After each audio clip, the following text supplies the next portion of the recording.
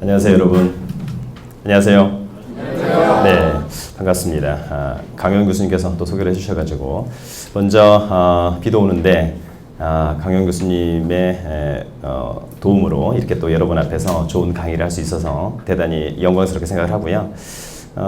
경매 연구에서도 강의를 하고 있는데 혹시 이제 기회가 되신다면 그런 모임에 오셔서 강의를 또 수강하시는 것도 좋겠다, 이런 생각이 듭니다. 강의에 앞서서 정부가 현재 국가공인으로 경공매사 자격증을 만들고 있습니다.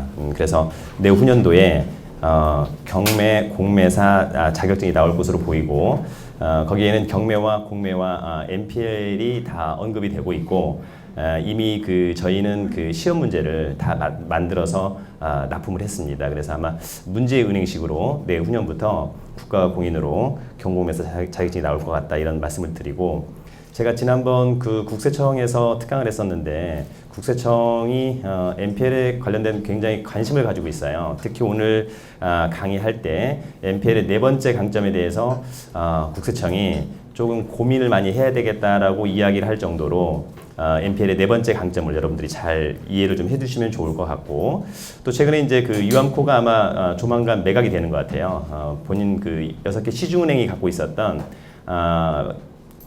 지분 중에 약 52%를, 그죠? 예, 아마도 외국의 아마 회사가 아마 가져가지 않을까, 이런 생각이 듭니다. 그래서 아마 JP 모간이 그런 입찰을 이미 8곳을 받았고, 그 중에 이제 한 곳이 선택되지 않을까, 이런 생각이 듭니다. 마지막으로 최근에 이제 MPL 시장에 대한 동향 잠깐 언급을 드리면, 실제로 뭐 경매나 MPL이나 제가 또 최근에 썼던 뭐 세관 공매나 이미 좀 시장이 좀 너무 끝난 시장이 아니냐, 이렇게 말씀을 하시는데, 그럼에도 불구하고 여전히 많이 움직이시고 또 많이 현장을 많이 발품하시고 이러신 분들은 여전히 수익을 내고 있다. 그래서 개인적으로 보면 상위 10% 정도는 돈을 벌고 있는 것 같고요. 상위 10%가 아닌 나머지 분들은 약간 좀 들러리 개념, 그죠? 예, 들러리 개념. 그래서 결론적으로 보면 경매나 MPL을 통해서 돈을 벌려면 얼마만큼의 물건을 많이 봐야 될 건가라고 질문 많이 하시는데, 제 주위에 돈을 많이 버시는 분들은 한 달에 물건을 거의 50개 이상씩 보고 오세요. 예, 부동산을 거의 50개 이상씩. 예, 그러니까 그 정도 하면 돈을 벌 수 있을 것 같고, 한 달에 한 10건 정도 보고 힘들다, 이러신 분들은 끝내 돈을 벌지 못하지 않을까, 개인적으로 이런 생각이 듭니다. 그래서 많이 좀 움직이시는 것이, 그죠? 상당히 중요하겠다, 이런 생각이 듭니다. 그러면 오늘 이제 강의를 진행하도록 하겠습니다. 자, 먼저 여러분, 첫 번째 시간은 그 MPL 이해하기 시간입니다. 그죠? MPL 이해하기. 그래서 MPL이 뭘까? 이런 질문들을 많이 하시는데, 사실은 뭐 MPL은 원래 풀네임은 Non-Performing Loan이라고 해서 수익이 없는 여신입니다. 일명 부실채권이라고 뭐 이해하시면 좋겠다, 이런 생각이 들고, 오늘 강의는 무담보 부실채권에 대한 언급을 거의 하지 않습니다. 그래서 우리가 이제 실제 일반인들이 돈을 벌기 위해서는 아무래도 또 안정적으로 해야 되니까 담보부 부실채권에 대한 부분을 주로 언급을 하도록 합니다. 실제로 금융기관에서 원리금이 연체되는 이를테면 대출채권, 그냥 우리는 이제 근저당권을 많이 할 거니까, 그래서 원리금이 연체되는 근저당권을 다른 말로 우리가 MPL이라고 하고, MPL을 그냥 이제 우리가 통상적으로 부실채권이라는 용어를, 그죠? 예, 사용하고 있다, 이렇게 일단 이해하시면 될 것 같습니다.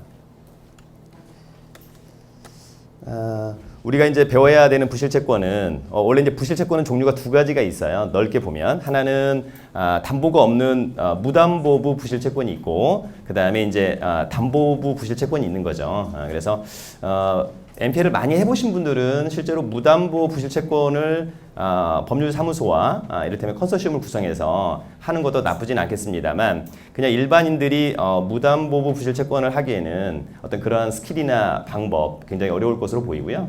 또는 이제 변호사법 위반 여지도 있고 하다 보니까 쉽지는 않겠다. 그래서 오늘 오신 분들은 아마도 이제 대부분 뭐 아주 많이 해보신 분들은 아닌 거니까 특히 이제 담보부 부실채권에 대한 개념을 조금 이해하면 좋겠다.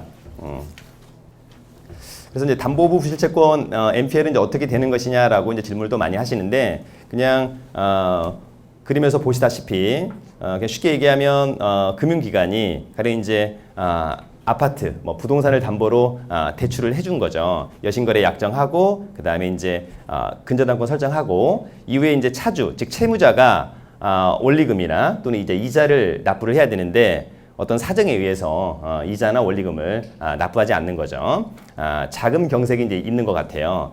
그럴 때 이제 금융기관이 당연히 납부 독촉하겠죠. 그래서 납부 독촉하는데 당연히 또 돈을 내면 문제가 없을 텐데 근데 이제 돈을 못 내는 거죠. 변제를 못 한다. 그러면 이제 금융기관이 통상 이러한 채권을 모아서 여신거래부라고 하는 게 있잖아요. 그죠? 그래서 각 금융기관의 여신거래부에 요걸 넘겨가지고 여신거래부에서 나중에 이제 요런 채권을 묶어서 하나하나씩 법률사무소를 통해서 경매를 집어넣고 있다. 이렇게 좀 이해하시면 좋을 것 같고 통상 NPL은 경매를 먼저 금융기관이 신청하고 풀로 매각을 하고 있다 이렇게 이해하시면 됩니다. NPL을 팔아서 NPL을 산 IB 또는 SPC가 경매를 신청하는 게 아니라 금융기관이 먼저 경매를 신청해 놓고 이후에 통상적으로 매각의 절차를 가지고 있다. 이렇게 좀 보시면 될 것 같습니다.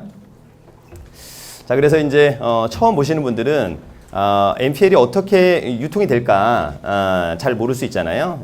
요거 하나만 이해하시면 뭐 어렵지 않게 통상 이제 은행이나 금융기관이 부실난 근저당권이 있다. 요걸 갖다가 이제 매각을 해야 되는데 자체적인 매각 시스템이 쉽지 않다 보니까 요걸 전문적으로 매각을 하는 기관들이 있어요. 그래서 통상 이제 회계법인이 이런 매각 주관을 통상 맡죠. 그래서 작년도에 뭐 3일이나 또는 삼정, 딜로이트 안진, 그죠? 최근에는 뭐 JP 모간이나 등등 이런 회사들이 이제 매각 주관을 통상 맡고 있는 것 같아요. 그래서 회계법인이 매각 주관을 맡아서 통상 이제 은행 금융기관의 통상 이제 본점 또는 여신거래부의 사무소를 가서 거의 뭐 회계사들이 한 30일 정도 숙박을 하는 것 같아요. 지난번에 KB 거를 한번 봤더니 거의 한 30일 정도. 그래서 들어가서 채권에 대한 실사 많이 하고요, 그죠? 채권에 대한 실사 많이 하고 그 다음에 이제 부동산에 대한 밸류에이션, 가치 평가를 통상 또 많이 하죠. 그래서 회계법인이 그런 것들을 이제 잘 한 다음에 통상 이제 론 파일을 많이 만들잖아요, 그죠? 책으로도 만들고 파일로도 만들고 이후에 이제 요런 부분들에 대해서 요 정도의 볼륨을 사줄 수 있는 일명 IB가 있어요. 용어로 보면 NPL 풀을 도매로 떠가는 사람들을 우리가 이제 IB라고 합니다. 그죠? IB. 그래서 IB들한테 이 매각 주관사인 회계법인이 통상 이제 안내장 발송한다라고 그래요. 야, 우리가 이번에 KB에 또는 뭐 IBK 이거 좋은 거 파니까 웬만하면 좀 사주면 좋겠다. 그러면 IB들이 또 가지는 매수인 입장에서 또 매수 주관의 회계법인을 또 선정하더라고요. 그래서 선정을 해서 오히려 또 거꾸로, 그죠? 실사도 하고, 그 다음에 정보 이용료를 주고, 론파일 같은 걸 또 보기도 하고, 그 다음에 또 거꾸로 저희 같은 회사한테 이를테면 용역으로 부동산에 대한 밸류에이션, 가치 평가를 좀 해달라라고 하는 그런 부분들을 언급을 하는 것 같아요. 그래서 이제 IB들이 대표적인 여러분 IB는 뭐 유암코나 그죠? 또는 대신 FNI 요즘에 뭐 KB 자산운용 등등등이 있습니다. 그래서 이제 그런 IB들이 나중에 이제 매수인 입장에서 회계법인을 선정해서 이제 어느 정도에 샀으면 좋겠다, 그죠? 어느 정도에 샀으면 좋겠다. 그때 이제 기준이 되는 입찰의 기준이 되는 것을 우리가 이제 OPB라고 하는 개념이 있어요, 그죠? OPB, OPB가 뒤에서 나올지 모르겠습니다만. OPB는 이런 걸 얘기하는 거죠. 뭐 쉽게 한번 설명을 드리면, 요런 이제 아파트가 있는데, 요게 이제 원래 한 10억짜리. 그런데 가령 KB가 대출을 7억 받고, 그 다음에 채권 최고액은 8억 4천만 원. 요런 개념 아실 것 같고, 이후에 이제 이자를 못 갚아서 이자가 뭐 한 1억 2천만 원 정도 지연 이자가 늘었다, 그죠? 근데 만약에 이렇게 됐다라고 한다면, 여러분 요런 것을 우리가 이제 채권 최고액, 그죠? 채권 최고액, 대출 원금, 그 다음에 지연 이자, 요걸 두 개를 더해서 이제 우리가 요런 거를 실채권액이라고 하죠. 옛날에는 그 채권 행사 권리 금액 이런 표현을 썼었는데 사실은 뭐 그냥 사문화된 단어예요. 그래서 지금은 실채권액. 요때 이제 우리가 IB들이 나중에 입찰할 때 야 95%에 들어갔다, 96%에 들어갔다라고 하는 개념은 미상환된 채권 잔존 원금을 우리가 이제 OPB라고 한다, 그죠? 예, 그래서 OPB에 대한 개념을 뭐 매입자 입장에서는 사실 몰라도 되는데 IB와 관련된 업무를 하시는 분들은 굉장히 중요하겠죠. 그래서 IB 업체들이 나중에 이제 괜찮은 금액을 정해서 실제 이제 은행의 본점에 가서 입찰을 합니다. 예, 그래서 뭐 94%, 95%, 96% 최근에 이제 워낙 좀 비싸게 낙찰되다 보니까 뭐 96, 99%까지 있었다라고 하는 점이 있었고요. 그래서 이제 IB가 낙찰을 받는 거죠. 예, IB가 낙찰을 받는데 올 상반기에는 유암코가 여전히 1등을 달렸던 것 같아요. 그래서 유암코 또는 뭐 대신 FNI 또는 KB 자산운용, 그죠? 예, 1, 2, 3위를 했던 것으로 보이는데 요런 이제 IB들이 낙찰을 받아서 원래 이제 금융기관하고 계약을 해야 되는데 사실은 이제 IB 이름으로 계약을 하면 나중에 이제 어떤 그 법률적인 문제 또는 어떤 회계적인 문제가 좀 약간 좀 혼란스럽다. 그래서 통상 IB가 어떤 회사를 하나 만드냐면 껍데기 회사를 하나 만들어요. 이 NPL에 대한 풀만 관리하고 추심하고 이런 걸 할 수 있는 껍데기 회사를 만드는데 그런 껍데기 회사를 우리가 일명 SPC라고 한다, 그죠? SPC. 그래서 만약에 이제 유암코가 낙찰을 받아서 SPC를 만들면 유암코는 뭐 독자적으로 맨 앞에 이제 유암코다 보니까 U자가 붙죠. 그래서 가령 뭐 유암코가 KB의 근저당권을 풀로 떠왔다 그러면 유암코가 떠왔으니까 맨 앞자리를 U, SPC 이름 U, 그 다음에 KB의 K자를 본떠서 UK 제1차 유동화 전문 유한회사라고 하는 이제 그런 유동화 회사의 이름을 또 만드는 거죠. 그래서 SPC랑 이제 은행하고 계약을 하고 이후에 이제 SPC가 금융위원회에다가 자산 양도 등록을 하면 실제로 이제 NPL, 즉 근저당권에 대한 소유권이 SPC로 넘어간다. 그런 특례가 있는 거니까요. 그래서 이제 SPC가 NPL을 풀로 떠오긴 떠왔는데 실제로 SPC는 보면 직원이 없잖아요. 그냥 통상 대표이사, 또 껍데기 회사다 보니까 그러면 이제 요걸 누구한테 맡기냐면 요런 일을 전문적으로 해주는 아이들이 있어요. 그 아이를 우리가 통상 이제 자산관리회사 AMC라고 하는 또 표현을 쓰죠, 그죠? 그래서 아까 IB에 이제 우리가 대표적으로 뭐 유암코, 대신 FNI, 뭐 KB 자산운용 등등이 있는데 역시 AMC의 대표적인 또 회사가 유암코. 그러니까 유암코는 IB도 하지만 또 AMC 역할도 하고 있다라고 하는 부분이 있고요. 대신 FNI는 이제 IB는 하지만 AMC는 이제 대신 AMC가 거의 뭐 자회사의 또 개념인 거니까 뭐 그렇게 있고요. 또 이제 AMC만 전문적으로 하는 대형 AMC는 가령 뭐 J1이라든지 또는 MG라든지 여러분들 계약도 많이 해보셨을 거니까 최근에는 이제 중소형 AMC도 약간 난립하는 그런 부분들이 있는데 사실은 이제 중소형 AMC는 약간 공신력이라고 하는 측면에서 믿기는 어렵다라고 하는 부분이 있고 최근에 이제 NPL 관련된 또 사기 사건이 또 많이 일어나고 있는데 그런 부분들은 여러분들이 또 잘 체크를 해야 되는 그런 부분들이 있는 것 같아요. 나중에 이제 이 AMC의 직원들이 있는데 통상 이제 AEM이라고 하는 표현을 쓰고 우리가 이제 나중에 이 NPL 관련해서 매입을 하겠다라고 했었을 때 누구랑 연락하고 누구랑 뭘 한다라고 하는 개념은 담당 AEM, 그죠? SM 매니저라고 하는 그분하고 또 통화를 하게 됩니다. 그래서 나중에는 이제 우리가 계약은 AMC에 가서 AEM하고, 그죠? 계약을 한다. 뭐 한 번만 해보시면 별로 어렵지 않다. 다시 한번 간단히 정리하면 NPL의 유통은 뒤에서 또 한 번 나옵니다만 은행 또는 금융기관이, 그죠? 회계법인을 통상 매각 주관사로 선정해서 IB한테 매각을 하고 IB는 SPC를 만들어서 계약서를 작성하고 이후에 관리 추심을 AMC한테 맡기고 있다, 그죠? 이렇게 정리하시면 될 것 같습니다. 뒤에서 이제 또 바로 언급이 됩니다. 그래서 NPL 채권 매입 흐름을 잠깐 설명을 하면 사실 이제 NPL은 뭐 꼭 금융기관 것만 하는 것은 아니에요. 사실 개인 것도 하죠. 저희도 이제 얼마 전에 저희가 양재동에 설정해 놨던 땅에 근저당권 10억짜리가 있는데 경매 신청하고 배당 요구 종기일이 지나자마자 연락이 왔어요. 10억짜리인데 10억을 다 받을 수 있는 채권인데 한 9억 원 정도 줄 테니까 미리 팔아라. 너도 시간이 한 1년 걸릴 거니까. 그래서 시간과의 어떤 그런 비용과의 이런 것들이 이제 가능하다라고 한다면, 그죠? 그래서 사실 이제 NPL은 뭐 꼭 금융기관 것만 있는 것은 아니다. 개인 것도 있고 그냥 일반 법인 것도 있고 등등등, 그죠? 그래서 통상 은행에서 일명 이제 뭐 개인이나 회사가, 그죠?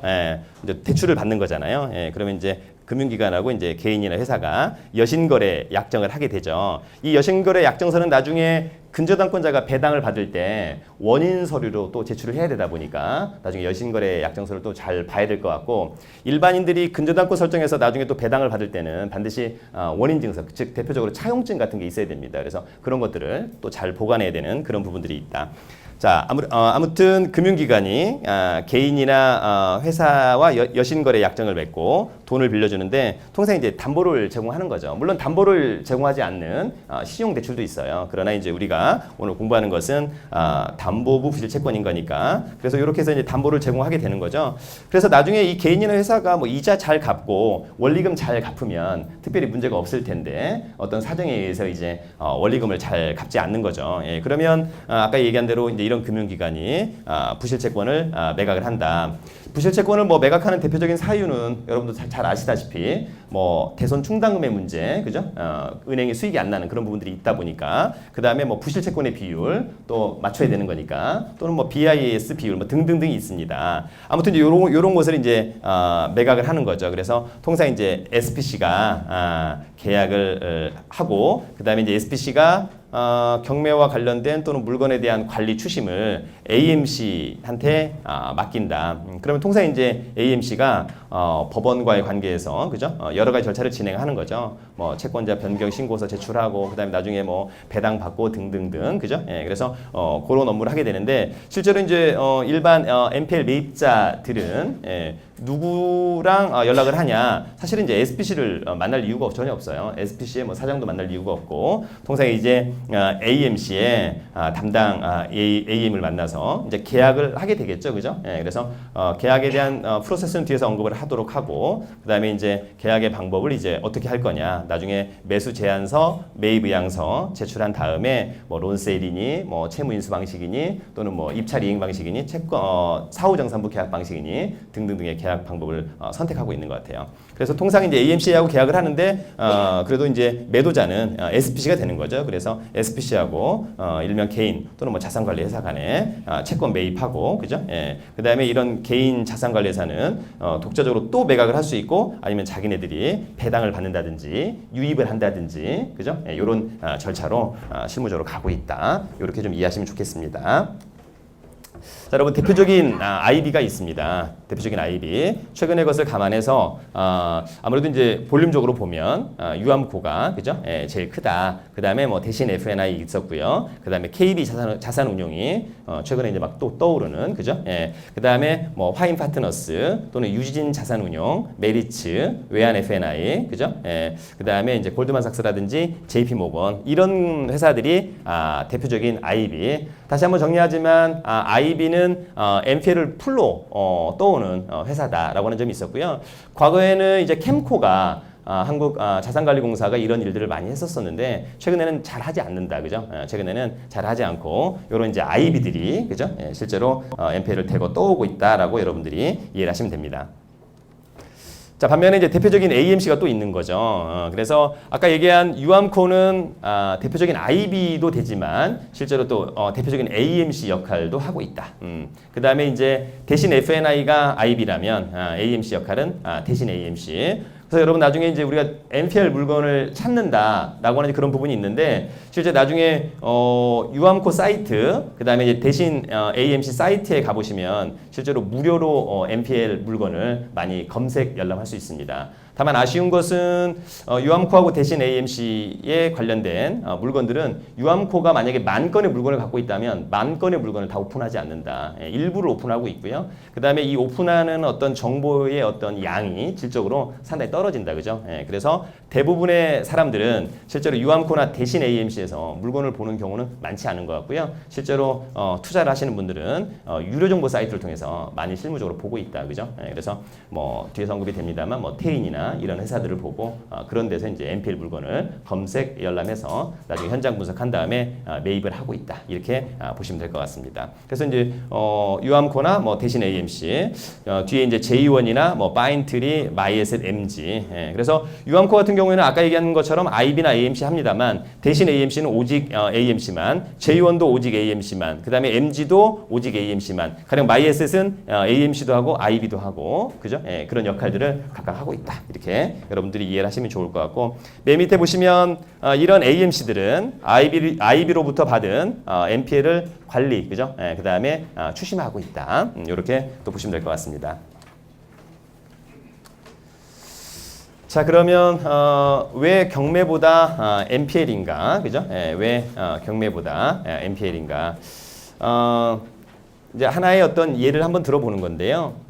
맨 앞에 보니까 근저당권이 설정돼 있었다. 예, 그런데 이제 이게 이제 1억 3천만 원짜리. 그런데 맨 밑에 보니까 원금 1억, OPB가 되겠죠. 그 다음에 지연이자 3천만 원. 그래서 실제 채권액이 아마 1억 3천만 원인 것 같아요. 1억 3천만 원. 그런데 이제 그 근저당권 1억 3천만 원을 매입을 좀 한 거죠. 싸게. 그래서 8천만 원에 매입을 했다. MPL 근저당권의 실채권액을 할인해서 사지 않는다면 MPL은 아무 의미가 없는 거예요. 1억 3천만 원짜리를 1억 3천만 원에 산다는 것은 아무 의미가 없죠. 예, 반드시 할인을 받아야 됩니다. 반드시 할인을 받아야 된다. 그래서 근저당권 1억 3천만 원을 8천만 원에 산다. 그러나 이제 5천만 원 싸게는 샀습니다만 실제 그럼에도 불구하고 내가 가지는 채권은 1억 3천만 원, 그죠? 1억 3천만 원. 어려우면 그냥 구두상품권 이해하면 된다라고 하잖아요. 자, 금강제와 구두상품권 1억 3천만 원짜리를 내가 구두방에 가서 8천만 원 주고 샀어요. 근데 실제로 백화점 가서는 1억 3천만 원짜리 구두 사고 더 이상 추가 비용을 내지 않잖아요, 그죠? 더 이상 추가 비용을 내지 않는다. 그래서 나의 권리 금액은 8천만 원 주고 샀습니다만 1억 3천만 원 있는 거죠, 그죠? 1억 3천만 원. 이제 이것이 MPL에 대한 어떤 활용 방안, 왜 그런 것인가에 대한 그런 부분인 겁니다. 그래서 왜 경매보다 MPL인가? 나머지 분들은 지금 이런 하나의 물건이 있다면, 이런 어떤 권리관계가 있는 물건이 있다면 낙찰을 받을 때 실제 뭐 시세가 한 뭐 1억 정도 한다라고 했을 때 낙찰을 뭐 8천 받을 거냐, 9천 받을 거냐, 뭐 1억 받을 거냐 많이 고민할 텐데 나는 그냥 8천만 원에 이 채권을 먼저 사고 그 다음에 저는 1억 3천만 원까지 그냥 시원하게, 그죠? 낙찰을 받는, 그죠? MPL의 우월적인 낙찰에 대한 설명이라고 봐도 될 것 같네요. 그래서 이런 장점이 있다. 채권을 할인해서 산 다음에 채권만큼 실제로 행사를 하는 그런 부분이라고 여러분들이 이해를 하시면 될 것 같습니다. 네. MPL의 장점 4가지. MPL의 장점 4가지. 첫 번째는 우월적인 낙찰, 두 번째는 배당 소득에 대한 비과세, 세 번째는 양도소득세 회피, 네 번째는 증여세 회피. 그러면 여러분 여기서 잠깐 판서를 통해서 설명을 해드리면, 자, 여러분 이제 지금 현재 예전에 이제 대출을 받을 때 감정가가 10억 원이었나 봐요. 그런데 대출의 원금은 7억 원, 그 다음에 채권 최고액은 8억 4천만 원, 그 다음에 이제 이자가 1억 2천만 원 늘었다는 거죠. 그런데 이 아파트가 최근에 시세는 한 8억 원 정도 하나 봐요. 8억 원 정도. 그런데 실제로 이 아파트 동일번지 아파트에 낙찰 사례를 봤더니 최근에 낙찰이 한 7억 천에서 한 7억 3천만 원 선에서 이루어지고 있더라. 이루어지고 있더라. 그러면 이제 나머지 분들은 실제로 낙찰을 받든 안 받든 이런 낙찰 사례가 있다 보니까 나중에 한 7억에서 한 7억 5천 정도의 입찰을 또 하려고 노력을 하겠죠. 백데이터가 이렇게 있는 거니까. 그럴 때 저는 이제 요거 감안하지 않고 AMC에 가서 요거 실제로는 이제 실채권액은 8억 2천만 원인 거니까 역시 우선 변제권도 8억 2천만 원까지 있는 거죠. 여러분 그 채권 최고액이 8억 4천만 원인 거니까 8억 4천만 원 한도인 8억 2천만 원이 일단 우선 변제권이 있다. 그래서 제가 이제 AMC에 가서 요 채권을 좀 사고 싶어 한다라고 제안을 하는 거죠. 통상 AMC에 가시면 나중에 이제 AMC가 가지는 일명 TP가 있어요. TP는 뭐냐면 매도 목표 가격이라고 하는 게 있는 거죠. 우리가 만약에 제가 뭐 유암코다, 제가 담당 AM이다. 그러면 요 채권은 가령 7억 8천에 판다.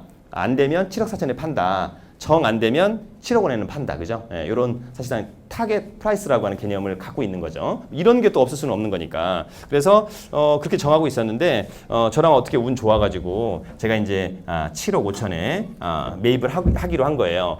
이 매입에 대한 가격은 실제로 이제 서로 정하기 나름인 거죠. 매도자와 또 매수자 간에 이제 협상하기 나름인 건데 통상은 서로 낙찰가 맞추기 게임이에요. 서로 낙찰가 맞추기 게임 그죠? 예, 그래서 이번에 저 같은 경우에는 예전에 백데이터가 7억 천에서 7억 3천이 있는 거니까 7억 3천에 팔았으면 좋겠다. 그랬더니 유암코가 무슨 소리냐. 이거는 벌써 한 8개월 전 얘기인데 최근에는 부동산 경기가 상당히 좋아지다 보니까 낙찰가도 많이 올라가고 있다. 그래서 7억 5천에 살 거면 사고 말면 말아라. 예를 들어서 그죠?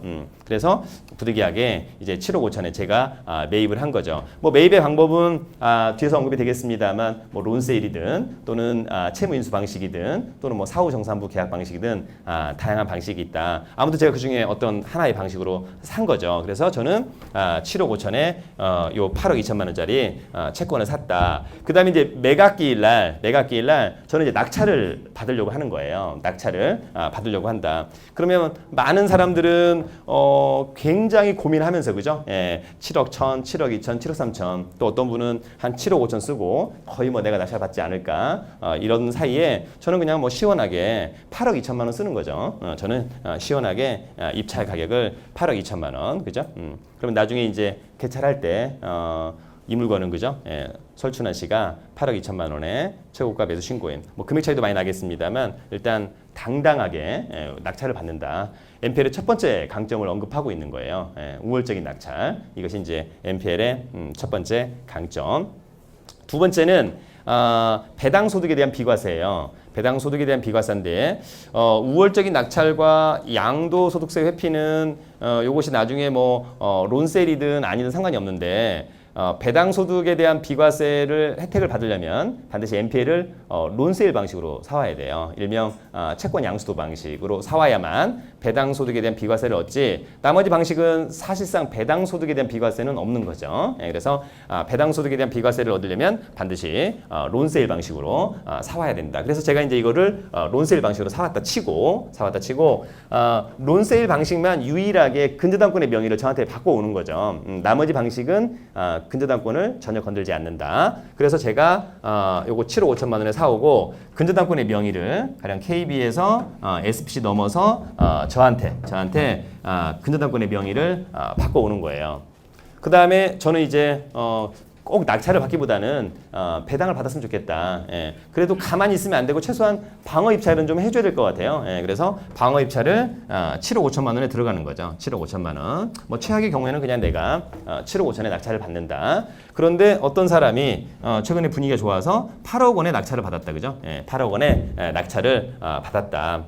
그러면 나중에 이 8억 원을 갖다가 잔금을 다 납부하면 배당기를 잡을 텐데 이 배당에 대한 금액을 몽땅 제가 1순위란 전제하에 배당 금액을 제가 다 배당을 받는 거죠. 제가 다 배당을 받는다. 그러면 일단 여기서 저는 5천만 원의 수익을 올리고 가는 거죠. 5천만 원에 일단 수익을 올리는데 그 5천만 원에 대한 배당 소득에 대해서는 아직까지는 비과세하고 있다. 물론 이제 이것이 아직 하급심 판례다 보니까 언제 또 바뀔지는 모르겠습니다만 당분간은 이거와 관련해서는 배당 소득에 대해서는 비과세라고 하는 점을 여러분들이 알아두시면 좋을 것 같고 제가 이제 8억 원을 받았으니까 실제 채권액은 8억 2천만 원인 거니까 2천만 원이 이제 지금은 담보가 있었는데 무담보로 전환되겠죠. 무담보로 전환될 것 같고 실제로 이 무담보로 전환되는 채권 2천만 원에 대해서는 원칙적으로는 이제 제가 채권자인 거니까 채무자의 다른 재산 추적해서 가압류에 둔 다음에 그다음에 제가 채무자한테 2천만 원 가지는 채권을 가지고 가령 뭐 지급 명령을 또는 소송을 해서 판결받아서 강제 집행을 할 수 있다라고 하는 개념을 알아두시면 좋을 것 같은데 실제로 최근에 대형 AMC는 이렇게 이제 무담보로 전환되는 채권은 사실상 포기하는 각서를 많이 쓰게 하고 있다. 특히 이제 대형 AMC가 가장 부담스러워하는 것은 민원이에요. 민원을 가장 부담스러워하고 있다. 그래서 사실 뭐 제가 채무자라고 한다면 제가 이제 국민은행한테 돈을 빌려서 뭐 돈을 못 갚고 뭐 이런 것이 있었는데 어느 날 이상하게 뭐 깍두기같이 생긴 애가 와가지고 뭐 2천만 원 갚아라. 안 갚으면 뭐 어떻게 하겠다. 뭐 이렇게 하면 또 상당히 피곤하잖아요. 예, 그러면 저는 또 KB한테 또는 뭐 금감원에 민원을 넣어서 어떻게 이런 일이 있을 수 있느냐 등등등. 그죠? 자, 아무튼 배당 소득에 대한 비과세를 얻으려면 반드시 론세일 방식으로 사와야 된다라고 하는 개념을 좀 이해를 하시면 좋을 것 같고요. 아무튼 배당을 받는 금액에 대해서는 현재까지는 비과세. 자, 세 번째는 양도소득세 회피예요. 양도소득세 회피. 보시면 제가 이제 여러분 그 7억 5천만 원에 원래 이 채권을 샀습니다만 제가 낙찰은 8억 2천만 원에 받은 거예요. 예를 들어서 8억 2천만 원에 NPL을 갖다가 매입을 했다. 그런데 제가 낙찰을 받고 한 6개월 정도 지났는데 부동산 경기가 워낙 좋다 보니까 어떤 분이 저한테 이걸 갖다가 8억 2천에 팔으라고 하는 거죠. 8억 2천에 팔아라. 그래서 제가 이제 8억 2천만 원에 매각을 하는 거죠. 8억 2천만 원에 매각을 한다. 실제로 뭐 양도 소득세를 이제 얼마를 내야 될 건가 좀 고민을 해야 될 것 같은데 문제는 제가 지금 양도 소득세를 내려면 양도 차익이라고 하는 게 있어야 되잖아요. 그런데 아쉽게도 지금 매도 가격 제가 취득 가격, 그죠? 예, 그러면 그냥 산술적으로 봤을 때, 양도 차익은 제로잖아요. 예, 그러면 양도 소득세는 없는 거죠. 양도 소득세는 없다. 원래대로라면 제가 7억 5천만 원에 사서 8억 2천만 원에 팔았다라고 한다면 지금 제가 6개월 이내에 단기 매매하는 거니까, 아파트인 거니까, 양도 소득세를 40%, 주민세까지 해서 대충 한 44% 정도 내야 되겠네요. 예, 그런데 그런 세금을 하나도 납부하지 않는다. 여기까지 이해할 수 있겠죠? 네, 그래서 양도소득세를 회피할 수 있겠다라고 하는 점. 그래서 여기까지는 이제 우리 국세청 공무원들이 이해를 할 수 있겠는데 네 번째 부분은 이건 좀 문제가 있는 거 아니냐라고 하는 부분을 이제 언급을 했어요. 지난번에 이제 어떤 사건이 하나 있었냐면 약간 가공합니다. 약간 가공을 한번 해보는데. 경기도에 요런 공장이 하나 있었어요. 경기도에 요런 공장이 하나 있었다. 요런 공장이 하나 있었는데 요게 이제 40억짜리. 요게 40억짜리. 그런데 여기 이제 IBK의 근저당권이 40억짜리가 있었고 실제 이자랑 원금을 포함해서 실채권액이 40억 원에 육박했었어요. 예. 그런데 어떤 아주머니가 가령 저를 찾아왔어요. 저를 찾아왔는데 아들한테 자금을 좀 증여해주고 싶은데 증여세를 납부하지 않고 좀 이렇게 증여를 해주는 방법을 좀 고민해 보자라고 하던 찰나에 이게 이제 유암코의 물건이었거든요. 예, 그래서 요런 식의 방법으로 좀 한번 해보시는 건 어떨까요?라고 이야기를 했는데 이 사모님이 이제 계열회사가 한 12개를 가지는 이제 여자분이신데. 요 사모님의 이제 아들이 나이가 이제 37 정도 먹었어요. 근데 이제 이 친구가 어떤 회사를 다니고 있고 연봉은 한 1억 원 정도를 받는 친구였는데 이 친구한테 이제 자금을 넘겨주려고 하는 거죠. 근데 운 좋게 이 아주머니가 가지는 계열 회사 중에 요 스타일의 공장을 낙찰을 받아야 되는 이제 그런 것들이 있는 건데 하필이면 이 공장의 앞에 도로가 약간 문제가 있어요. 이 도로에서 들어가는 문제가 이제 이게 사도여가지고 이걸 막니 안 막니 이런 문제가 있어가지고 같이 나왔다라면 상관이 없을 텐데 이게 안 나오는 바람에 여기 이제 금액이 엄청 떨어졌었어요. 그래서 예를 들어서 한 10억까지 떨어졌다. 10억까지 떨어졌다. 원래 처음에 이제 유암코가 이 공장을 처음에는 TP를 얼마를 제시했었냐면 27억 원을 제시를 처음에 했었던 그런 물건이에요. 그래서 저희한테 야 27억에 사가라. 그런데 이제 이런 문제가 생겨서 계속 떨어지다 보니까 맨 마지막에는 저희한테 가령 한 13억 원에 사가라. 그래서 제가 이제 이 사모님한테 얘기를 해서 요거 13억 원에 아들이 사면 어떠냐. 근데 문제는 이 13억 원을 사는 아들이 지금 현재 자산이 한 3억 정도밖에 없는데 요 13억 원을 그냥 돈을 다 주고 사면 문제가 있지 않느냐라고 또 질문을 하시는 거죠. 중요한 것은 여러분 이 13억 원짜리를 지금 이제 아들한테 자금을 증여를 하려고 하면 반드시 론세일 방식으로 사와야 됩니다. 그래서 론세일 방식으로 사오는데 아들은 지금 자산이 한 3억 원밖에 없는 거죠. 근데 여러분 13억짜리를 어떻게 사냐? 살 수 있죠, 그죠? 예, 이건 이제 질권 대출을 또 받으면 되는 거니까. 그래서 이 13억짜리를 3억 원 주고 나머지 10억 원은 가령 요즘에 이제 뭐 새마을금고나 농협이나 저축은행들이 또 질권 대출 많이 해주고 있거든요. 2년 전만 하더라도 질권 대출에 대한 이자가 상당히 높았었다. 뭐 연 14, 12 뭐 이 정도였었던 것 같은데 최근에는 질권 대출에 대한 이자가 굉장히 낮다. 약 한 5.1에서 뭐 6%도 또 있는 거니까. 그래서 이제 이렇게 해서 매입을 하는 거죠. 그래서 아들이 요 40억짜리 근저당권을 13억 원에 매입을 한 거죠. 그 다음에 마지막으로 근저당권에 대한 이전까지 다 마쳤다. 근저당권에 대한 이전까지 다 마쳤다. 그리고 나중에 요게 이제 입찰을 하는데 이 회사에서 이 물건을 갖다가 낙찰을 받는 거죠. 예, 그래서 낙찰을 38억 원에 낙찰을 받는다.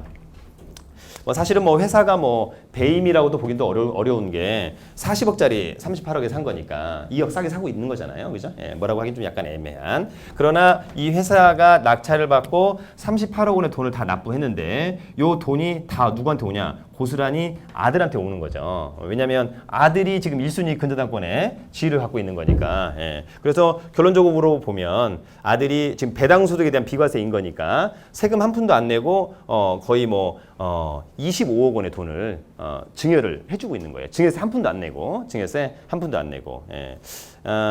국세청이 첫 번째, 두 번째, 세 번째는 너희들이 열심히 해서 벌어먹는 거니까 이해하겠다. 그러나 이것은 범법 행위다. 그래서 용서하지 않겠다라고 이야기를 농담 삼아 할 정도로. 예, 그래서 요런 방법들이 있다. 그죠? 예. 개인적으로 뭐 한 번 정도는 해먹을 수 있지 않을까 개인적으로 네, 이런 생각이 듭니다. 네, 그래서 지금 요 네 번째 장점에 대해서만큼은 국세청이 약간 좀 고민을 하겠다라고 하는 점을 또 언급을 했었습니다. 다시 한번 정리하지만 MPL에 대한 장점이 네 가지가 있다. 그래서 우월적인 낙찰 어떤 개념인지 아실 것 같고, 두 번째는 배당소득에 대한 비과세 또 어떤 개념인지 알 것 같고, 세 번째는 양도소득세 회피, 네 번째는 증여세 회피. 예.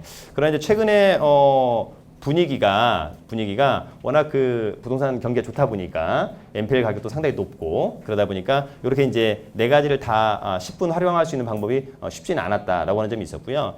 실제 좀 약간 아이러니한 것은 1년 전에 MPL을 갖다가 도매로 떠갔던 IB 업체들이 사실 굉장히 어려울 것으로 전망을 했던 회사들이 상당히 많았었어요. 예를 들어서 1년 전에 어떤 IB는 뭐 낙찰을 OPB 기준으로 98%, 99%까지. 그래서 야 진짜 망할 수도 있겠다 이런 생각이 들었는데, 오히려 최근에 아파트 가격이 많이 뜨면서 오히려 그런 회사들이 대거 수익을 내고 있었던. 그래서 실제로 뭐 부동산이나 경매나 MPL에서 돈을 벌려면 일단 여러분 운빨이 좋아야 됩니다. 운이 없으면 아무것도 없어요. 그래서 요 네 가지에 대한 개념을 잘 좀 이해를 드시면 좋을 것 같습니다. 요게 이제 다시 한번 또 정리가 되는 건데, 아까 이제 그 설명을 다시 한번 하고 있는 겁니다. 그래서 간단히 정리하면 내가 근저당권 1억 3천만 원짜리를 8천만 원에 사서 그 다음에 1억 3천만 원에 낙찰을 받는다. 그래서 맨 밑에 보니까 일단 우월적인 낙찰, 실채권액만큼 입찰을 해야지, 만약에 그것을 초과하면 초과 비용은 또 납부를 해야 되겠죠, 별도로. 초과 비용은 별도로 납부를 해야 된다. 그 다음에 배당 소득에 대한 비과세, 1억 3천만 원에 혹시 제3자가 낙찰을 받아서 내가 1억 3천만 원을 전액 배당 받는다면 5천만 원에 대해서는 배당 소득에 대해서는 비과세다라고 하는 점이 있고요. 세 번째는 양도소득세 회피, 1억 3천만 원의 낙찰을 받아서 1억 3천만 원 이하로 매각을 한다면 양도세는 없는 건데, 만약에 더 높게 판다라고 한다면 당연히 그 초과되는 금액에 대해서는 양도세가 있는 거죠. 그 다음에 이제 네 번째는 증여세를 회피하는 그런 부분들이 있었다. 자, 그래서 이제 제가 아까 설명을 드렸던 거의 이제 이런 부분들인 거죠. 그래서 40억 원 감정하는 공장이 있었는데 1순위가 KB 근저당권 40억짜리 경매 절차에서 공장의 약간의 하자로 인해서 가령 15억 원까지 유찰됐었다. 15억 원의 근저당권을 아들이 매입하고 아버지나 어머니 회사에서 35억 원의 낙찰을 받아서 아들이 35억 원을 배당받았는데 세금이 한 푼도 없었다라고 하는 개념을 다시 한번 반복적으로 설명을 하면서 여러분들 충분히 이해할 수 있게끔 하였다라고 하는 점입니다. 네. NPL 물건 찾는 법. 그래서 여러분 이제 우리가 NPL 물건 찾는 방법 중에 사이트를 많이 보게 되는데 첫 번째는 무료 사이트가 있고 두 번째는 유료 사이트가 있어요. 무료 사이트와 유료 사이트가 있다.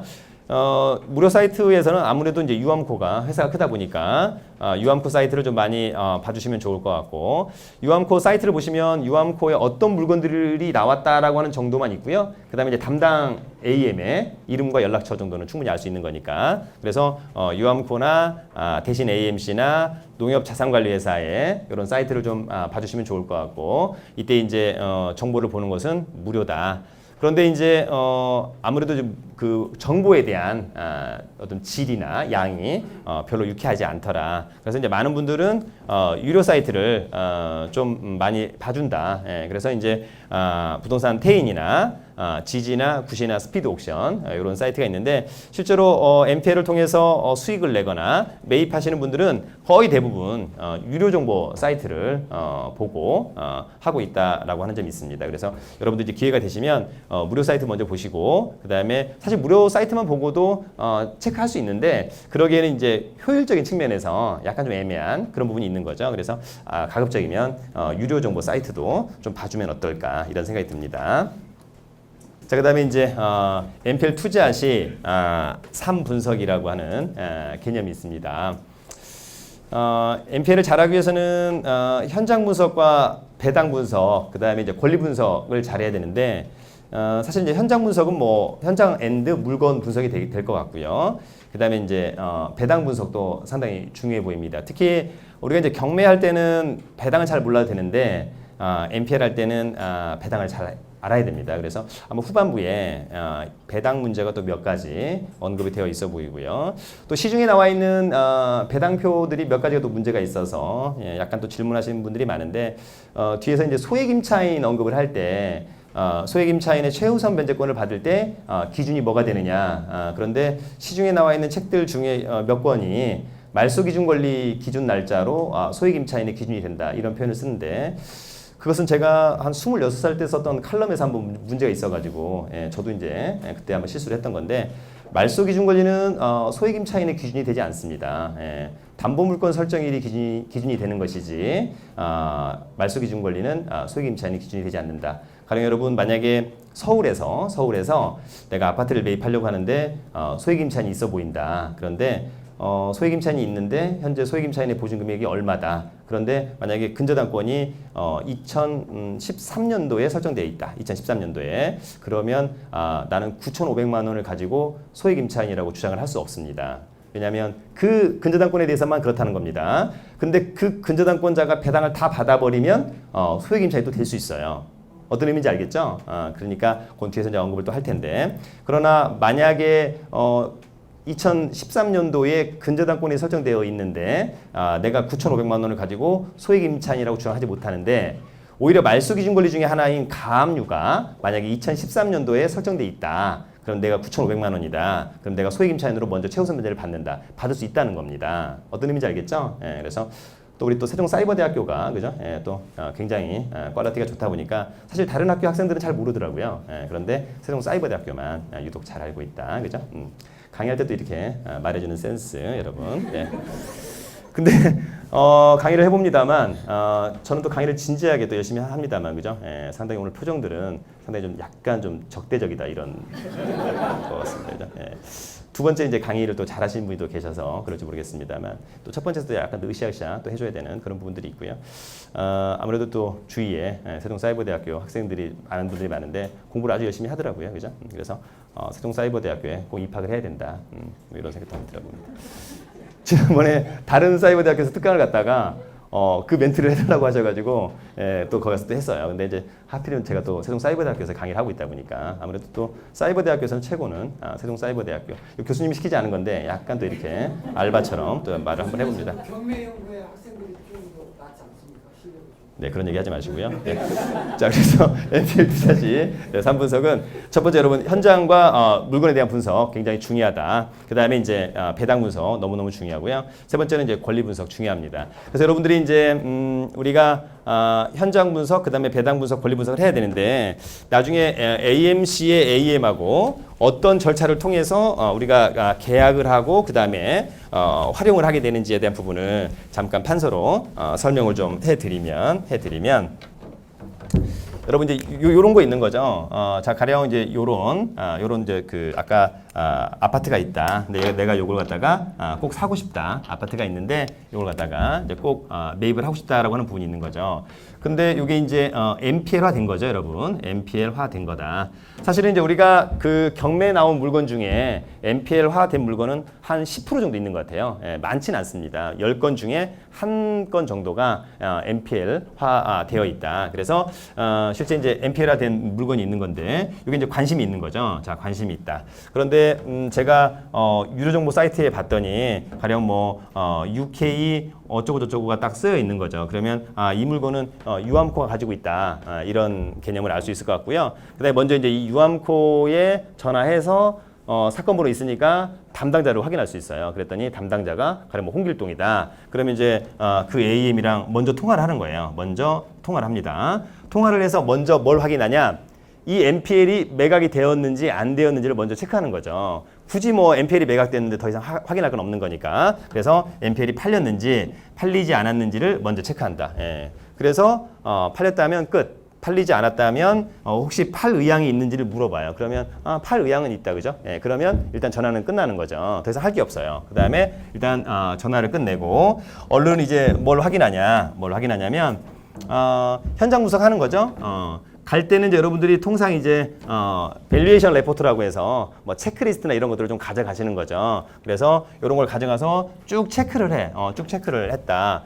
그랬더니 이 아파트가 뭐 지금 현재 최저가는 한 5억 원인데 채권은 한 7억 원인데 요거 내가 한 뭐 어느 정도에 사면 좋겠다. 이런 것들을 제 스스로가 정할 수 있겠죠. 예, 그래서 그 금액을 일단 정합니다. 그래서 야, 이 물건은 내가 얼마 정도에만 사서 어떻게 좀 행사하면 상당히 도움이 되겠다라고 하는 개념을 먼저 갖는 거죠. 자, 그래서 금액을 정했어요. 금액을 정했어. 내가 살려고 하는 금액을 정했다. 그 다음에 두 번째는 권리 분석을 하는 거죠. 권리 분석. 예. 그래서 권리 분석에 당연히 문제가 있으면 내가 사고자 하는 금액에서 금액을 깎든 아니면 이제 포기하든 이런 절차로 가야 되는 거잖아요. 예. 그랬는데 권리 분석상의 문제도 통상 없다.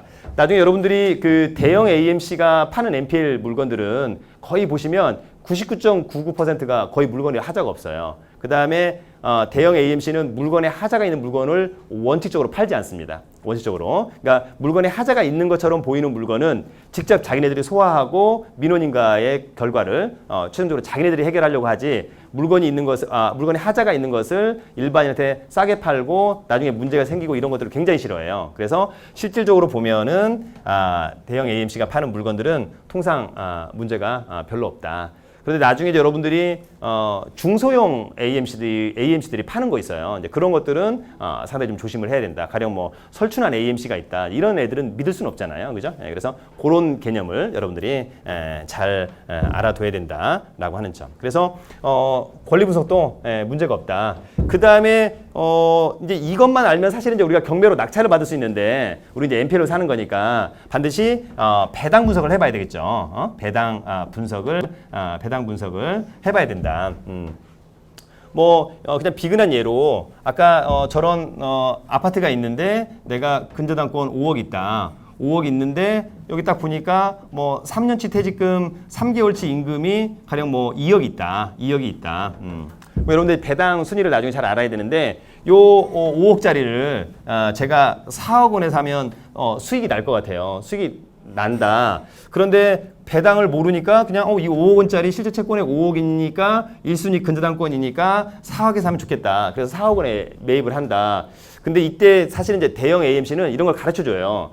야, 그래도 이런 게 선순위 채권이다 보니까 요걸 이제 할인을 해서 더 싸게 사야 된다. 그런데 만약에 이런 것들을 중소형 AMC, 설춘환 AMC 이런 데 부탁을 하면은 제가 얘기 안 하겠죠. 이거 3년치 퇴직금 3개월치 임금인데 뒤에 들어온 거니까 아무 문제 없다. 5억짜리 4억에 사면 당신은 돈을 벌 수 있다. 라고 이야기할 수 있을 것 같아요. 그러니까 그런 부분들은 이제 스스로가 잘 모르니까 문제가 되는 거잖아요. 그러니까 스스로 배당 분석을 잘 해야 된다. 그래서 제가 이제 4억 원에 사는데 나보다 앞서 있는 선순위 채권이 2억 있는 거잖아요. 그래서 실제 내가 4억 원에 사는 효과를 발생시키려면 저는 이걸 갖다가 2억 원에 사야 되는 거죠. 그죠? 예, 왜냐하면 앞에 선순위 2억 원이 있는 거니까. 예, 그래서 이런 부분을 먼저 잘 알아둔다. 그런데 이 2억 원짜리가 하필이면 배당 요구 종기일 다음 날 배당 요구를 한 거예요. 이 3년치 퇴직금 3개월치 임금이 실제 있었던 사례인데 이 채권을 배당 요구 종기일 이후에 샀다. 배당 요구 종기일 이후에 배당 요구를 했다. 예. 그런데 5억짜리를 저한테 4억. 그런데 또 AM에서 AMC의 AM이 저한테 이거 선순위 채권이니까 감안해서 2억에 사가라. 예. 그러면 여러분 얼른 사가야죠. 얼른, 그죠? 예. 최악의 경우는 저는 하나도 손해가 없는 건데 지금 이제 원래 이렇다라고 한다면 배당 요구 종기일 지나서 요 3년치 퇴직금 3개월치 임금 배당 요구를 한 것은 실제 배당 요구를 한 게 아니죠. 여러분, 그죠? 예, 배당 요구를 한 게 아니에요. 그래서 저는 5억짜리를 4억 원에 사도 수익을 올릴 수 있다라고는 좀 하나 알아두시고 다만 이제 이랬을 때 어떤 문제가 한번 발생할 수 있냐면 그 디테일한 부분을 여러분들이 또 잘 알아둬야 되는데 요 3년치 퇴직금 3개월치 임금이 배당 요구 종기 이후에 배당 요구를 해서 원래 배당 순위가 안 되는데 법원에 아마 어떤 사정을 들어서 배당 요구 종기를 변경해달라, 연기해달라고 했을 때 법원이 이걸 받아줄 수도 있어요. 어떤 사정에 의해서. 그러면 만약에 이후에 나는 이걸 갖다가 4억 원에 론세를 사왔다. 그런데 나중에 법원이 이걸 받아줬다. 법원이 이걸 뭐 감안하지 않잖아요. 예, 근데 이걸 받아줘 버렸어요. 그러면 저는 최악의 상황으로 갈 수 있는 거죠. 어떤 의미인지 알겠죠? 예. 근데 이제 그때 사실은 뭐 대형 AMC들은 이런 걸 좀 감안해서 협의를 잘 하는데 반해서 중소형 AMC는 사실 또 그런 것들이 쉽진 않다. 야, 그러한 리스크가 있는 거니까 5억짜리를 4억에 팔았지. 내가 왜 팔았겠냐 등등등 하면 약간 논란의 여지가 있는 거잖아요. 예, 그래서 그런 부분들도 여러분들이 잘 알아두시고. 자, 아무튼 현장 분석해서 문제 없고 권리 분석에도 문제가 없고 배당 분석했더니 역시 내가 문제가 없더라. 그러면 다시 AM이랑 통하는 거예요, 여러분. 예, 그 다음에 다시 AM하고 통화한다. 이제 금액을 서로 조율하면 되는 거예요. 서로 금액을 조율하면 되는 거다. 그래서 이제 제 생각에는 4억 원에 샀으면 좋겠다. 예, 그런데 처음에 AM하고 협상할 때부터 4억 원 얘기하면 안 되죠. 그러면 저는 이제 최소한 4억 원 이상으로 사야 되는 거니까. 그래서 처음에는 3억 5천에 사고 싶다. 예, 근데 여러분들 너무 터무니가 없으면 AM이 신경질 내요. AM이 신경을 내요. 그죠? 그래서 거의 욕도 막 하고 이러죠. 예. 그래서 너무 터무니 없으면 안 되고, 이거 터무니가 있을 듯 없을 듯한 금액을 잘 산정해서 가령 뭐 한 3억 7,900에 샀으면 좋겠다. 그러면 약간 욕하기는 좀 어렵고, 그죠? 이 자식도 뭐 고민하고. 그래서, 걔는 또 그런 거죠. 한 4억 2천에 사라. 3억, 그럼 8천에 팔아라 등등등. 그럼 이제 여러분 이제 항상 이 협상할 때 가장 중요한 게 뭐냐면 이제 AMC, AM들이 또 제 손해배도 많습니다만 가장 중요한 건 처음 오자마자 이 물건은 나빠요. 그러니까 3억 5천에 파세요. 막 이렇게 얘기한다는 거죠. 그러면 AM도 기분이 나쁘겠죠. 처음에 가면 물건은 좋은 것 같다. 그죠? 예, 물건은 좋은 것 같다. 그런데 지난번 낙찰 사례들이 있었는데 그거보다는 좀 층이 안 좋은 것 같다. 그다음에 그것은 예전에 남향이었는데 이것은 서향이니까 좀 핸디캡이 있는 것 같다. 최근에 그 지역에 뭐 교회가 생겨서 별로 안 좋다고 한다더라. 뭐 등등등 이런 어떤 핸디캡 요소를 잘 좀 체크하셔가지고 이제 그런 거를 이제 근거를 좀 대줘야죠. 그래야 이제 AM도 사전에 이제 본부장이랑 팀장이랑 앞에서 정한 TP라고 하는 게 있는데 가격을 다운시키려면 이제 그런 부분들이 그죠? 예, 들어와야 되는 이제 그런 부분들이 있었다라고 하는 점이 있었던 것 같아요. 자, 그래서 협의가 이제 대충 되는 거죠. 그래서 야 4억 원에 예, 이제 매입을 좀 하는 것으로 잠정적으로 정했어요. 그러면 담당 AMC, AM이 저한테 이제 뭘 보내달라고 하냐면 매입 의향서나 매수 제안서를 보내달라고 그래요. 똑같은 얘기예요. 매수 제안서나 매입 의향서나. 그래서 제가 매입 의향서나 매수 제안서를 팩스로 또는 메일로 담당 AM한테 보내주는 거죠. 그래서 그 경매 사건에 대한 컨디션 적어주고 그다음에 근저당권을 내가 얼마에 사겠다, 또 어떤 방식으로 사겠다 이런 부분들에 대한 부분을 언급을 해주고 그다음에 이제 나의 신분증까지 카피해서 또는 이제 스캔 떠가지고 보내주는 거죠. 그때 여러분들이 꼭 하나 또 놓치지 말아야 될 것은 경매 비용을 누가 먹을 거냐라고 하는 부분을 꼭 좀 정해놓으면 좋겠다. 제가 예전에 뭐 한 2년 전에 파인 스트리트에 가서 채무인수 계약을 하나 체결하는 건데 처음에 이제 담당자하고는 분명히 경매 비용을 감안해서 이를테면 2억에 사는 걸로 했었던 것 같아요. 근데 이제 저랑 아주 친한 누님이랑 저랑 이제 계약을 좀 하러 가야 되는데 근데 이제 막상 갔더니 경매 비용을 빼고 2억이라고 이야기를 하는 거죠. 그런데 경매 비용이 결코 작은 돈은 아니에요. 왜냐하면 그 당시에 경매 비용이 600만 원이었기 때문에 내가 2억 원짜리 사는데 여러분 600만 원은 결코 무시할 수 있는 돈은 또 아닌 거잖아요. 예. 근데 이제 담당 AM이 이제 배째라는 거죠. 살 거면 사고 말면 말아라. 예. 그래서 저는 이제 계속해서 전화 통화 내역을 얘기하면서 분명히 경매 비용을 감안해서 2억 하시기로 한 거 아니냐 포함해서 그랬더니 자기는 생각이 나지 않는다. 예. 그래서 그런데 문제는 나중에 여러분 부동산도 마찬가지고 MPL도 마찬가지고 저희는 이미 살 것을 전제로 갔잖아요. 예. 그랬을 때는 약간 그런 부분이 있더라도 사게 되더라고요. 예, 사실 웬만하면 안 사겠다 이렇게 조율이 하면 안 사겠다라고 해서 갔다면 안 샀을 텐데 우리는 오늘 무조건 산다. 계약을 무조건 해본다. 예, 저도 이제 채무인수 계약이 처음이었기 때문에 오늘 무조건 계약을 한다. 예, 그래서 옆에 있는 누님을 샘플링으로 저는 이제 채무인수 계약을 처음으로 해보는 거니까 무조건 계약을 해야 되는데 이제 배짜라고 하니까 그래서 옆에 있는 그 누님한테 여쭤봤더니 그냥 계약을 하자. 600만 원이 큰 돈은 아닌 거니까. 그래서 또 계약을 하게 되는 그런 분들이 있었던 것 같아요. 그래서 나중에 여러분들이 매입의향서, 매수 제안서에 꼭 내용을 쓰실 때 물론 금액도 중요합니다만 그런 경매 비용이나 약간 좀 디테일한 부분들을 그죠? 꼭 정해서 기재를 하는 습관을 좀 가졌으면 좋겠다. 자 아무튼 이렇게 해서 이제 매입 의향서나 매수 제안서를 보내면 담당 AM이 위에 팀장이 있고 그 위에 본부장이 있고 이제 결제를 맡는 거죠. 그래서 통상 결제는 뭐 한 4, 5일 필요하다고 하잖아요. 예, 그런데 막상 해보면 뭐 당일날에도 가능한 적도 있었다라고 하는 점. 그러니까 서로 이제 협의하기 나름일 것 같고요. 그래서 이제 오케이가 떨어지니까. 근데 문제는 이제 나는 채무인수 방식으로 썼는데 담당 AM이 야 우리 회사는 채무인수는 안 한단다. 그러니까 론세이로 할 거면 하고 어떻게 할까요? 이렇게 물어보면 저는 이제 채무인수가 아니면 나는 못 한다. 그럼 계약은 또 결렬되는 거예요. 그런데 론세일로 그럼 제가 사겠다. 그러면 또 계약이 되는 거죠. 그래서 그러면 다음 주 수요일 날 10시까지 가령 뭐 유암코에 와라. 그럼 이제 시청에 있는 유원 빌딩에 가서 담당 AM과 이제 계약을 체결하는 거죠. 계약을 체결한다. 그래서 이제 계약을 체결하는 방법이 이제 한 4가지가 있는데 먼저 여러분 잠깐 여기서 보시면 현장 분석 부동산 투자의 필수 사항입니다. 그래서 현재 시세, 과거 시세, 미래 가치, 입지, 물건에 대한 상태 파악, 인프라, 교통, 일조, 학군 등등등 이런 것들을 좀 잘 봐줘야 될 것 같고 그다음에 이제 배당 분석.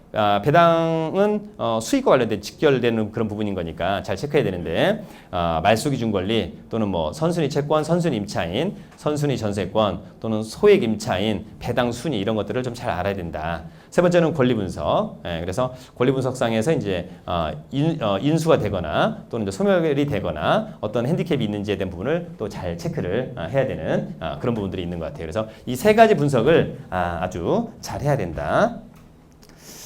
자, 그래서 이제 MPL에 대한 매입 절차를 지금 이렇게 설명드린 거예요. 그래서 첫 번째는 AM과 통화, 그래서 매각이 되었는지를 확인하고, 만약에 안 됐다면 매각 의사를 타진하고, 그 다음에 이제 전화 끊고 이후에 아까 말씀드린 것처럼 현장과 물건에 대한 분석, 그 다음에 권리 분석, 그 다음에 마지막으로 이제 배당 분석해서 내가 얼마 정도에 샀으면 좋겠다. 그래서 여러분 중요한 것 중에 하나는 MPL은 반드시 배당 요구 종기일이 지나서 사야 된다. 배당 요구 종기일이 지나서 사야 된다. 아직까지도 이제 배당 요구 종기일이 언젠지를 어떻게 알 수 있느냐 이런 질문을 많이 하시는 분들이 있어요. 근데 이제 당연히 초보자분들은 그럴 수 있는 거니까 만약에 여러분 아까 이 사건이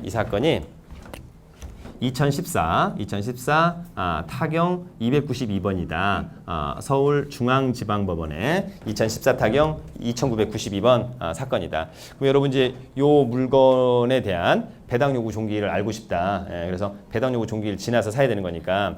그러면 여러분 이 물건을 검색해 보면 이 물건에 대한 주소지가 나옵니다. 주소지. 그래서 주소지가 나오면 이 주소지를 가지고 대법원 인터넷 등기소에 가서 등기부 등본을 떼는 거죠. 지금 이제 등기사항 증명서인데 그냥 강의할 때는 등기부 등본이라고 하겠습니다. 그래서 등기부 등본을 열람해요. 그래서 등기부 등본을 열람해 보면 거기에 갑구란에 경매 개시결정 기입등기란이 있습니다. 경매 개시결정 기입등기란. 거기에 보면 경매 사건 번호가 언급되어 있는데 약간 지금 이제 사건 번호를 모른다는 전제에서 갔었어야 되네요. 그래서 경매 사건 번호가 나오는 건데 그 경매 사건 번호를 가지고 대법원 경매정보 사이트에 가서 경매 사건 검색란 이거 한 번만 해보시면 됩니다. 거기에다가 법원명과 사건 번호 넣고 클릭하면 그 사건에 대한 개요가 나오는데 그때 우측 상단에 배당 요구 종기일이 나옵니다. 그래서 최소한 배당 요구 종기일이 지나서 사야 된다.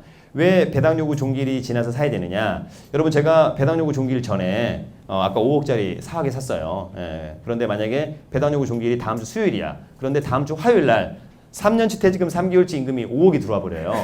그러면 꽝 되는 거죠. 그래서 항상 NPL을 살 때는 배당 요구 종기일 이후에 산다. 물론 이제 IB 대형 풀로 떠오는 IB들은 사실은 이제 배당 요구 종기일 이전에 사오는 경우가 많죠. 그때는 또 뭐 협의하기 나름이겠습니다만 통상 이제 개인들이 AMC랑 계약을 할 때 배당 요구 종기일 감안해서 그 이후에 문제가 되면 책임을 져주겠다 이런 문구를 거의 쓸 수가 없어요. 나중에 여러분 계약서를 보시면 거의 정형화된 양식인데 사실은 계약자 간에 이렇게 짜깁기를 할 수 있는 난이 많지 않다. 뭐 금액이라든지 지급 방법, 뭐 굳이 따진다면 뭐 차액 보전 정도, 이 정도만 할 수 있는 것이지 어떻게 어떨 때는 어떻게 하자 이런 것들을 잘 하지 않는다.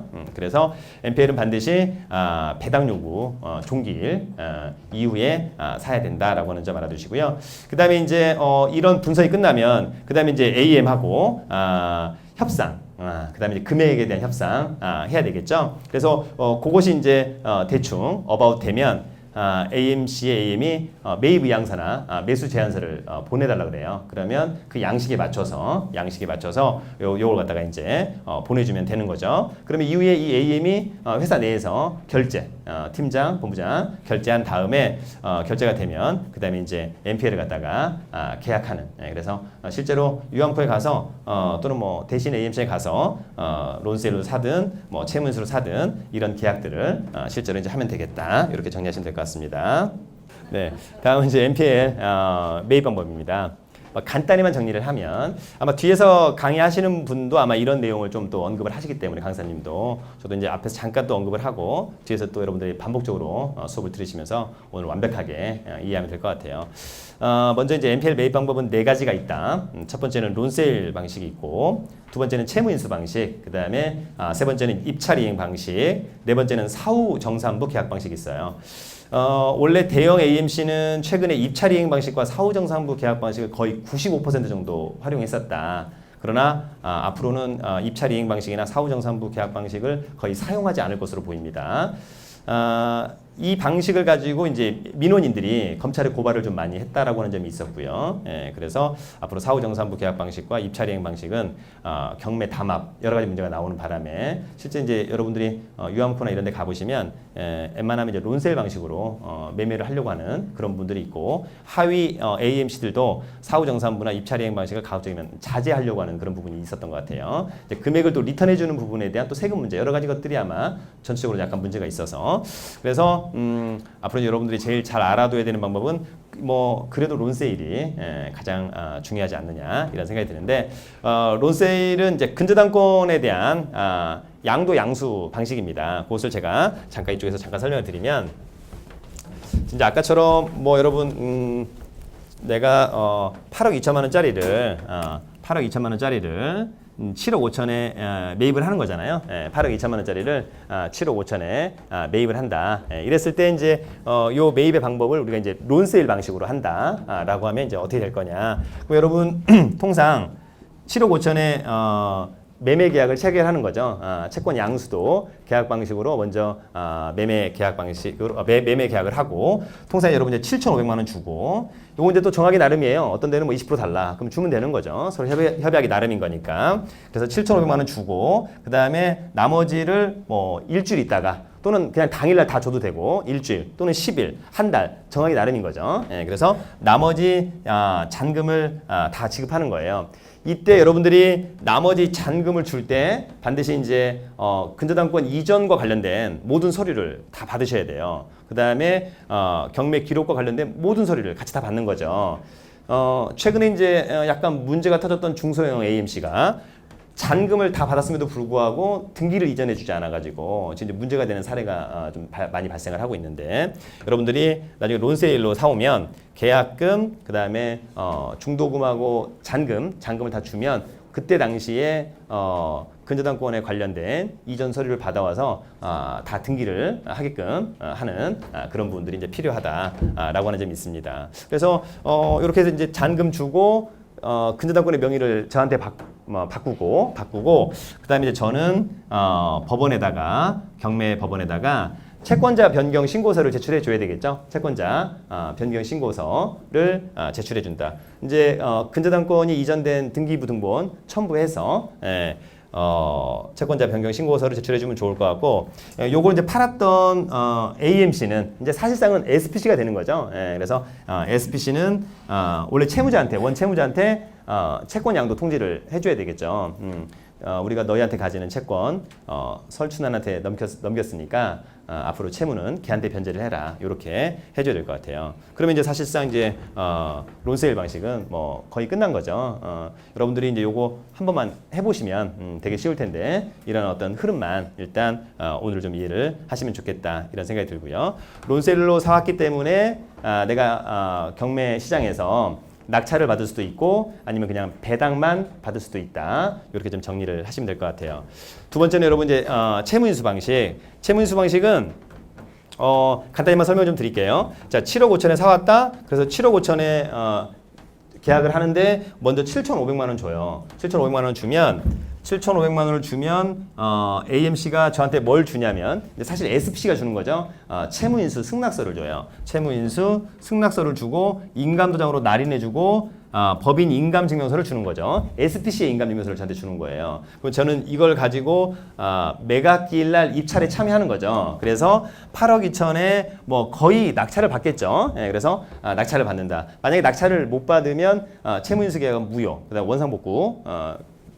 계약금 돌려주고 없던 걸로 하면 될 것 같죠. 그런데 이제 8억 2천에 제가 낙찰 받으면 일주일 안에 채무인수 신고 및 허가 신청 채무인수로 받았던 거니까 그래서 채무인수 신고 및 허가 신청하고 법원이 이것을 받아들여 주면 나중에 이제 잔대금 납부 기한하고 배당기를 같이 잡는 거죠. 원칙으로 경매에서는 돈 내고 그 다음에 2, 3주 있다가 배당기를 잡는 건데 채권상계나 채무인수가 들어오면 그것을 법원이 받아주면 잔대금 납부 기한과 배당기를 같이 잡는 그런 시스템 알고 있는 거죠. 그래서 그렇게 잡는데 나중에 이제 거기에서 후순위 채권자가 배당 2를 해버리면 돈을 일단 한 번 더 납부를 해야 되는 이제 불상사. 그러나 통상 이제 없다면 배당기일 날 배당 2가 없다면 배당으로 확정되고 나는 채무인수 방식으로 돈을 다 납부한 거니까 부동산에 대한 소유권을 취득한 거죠. 부동산에 대한 소유권을 취득하고 그 다음에 통상 그로부터 이제 한 15일 통상 약정을 하면 15일 안에 제가 나머지 요 부동산을 담보로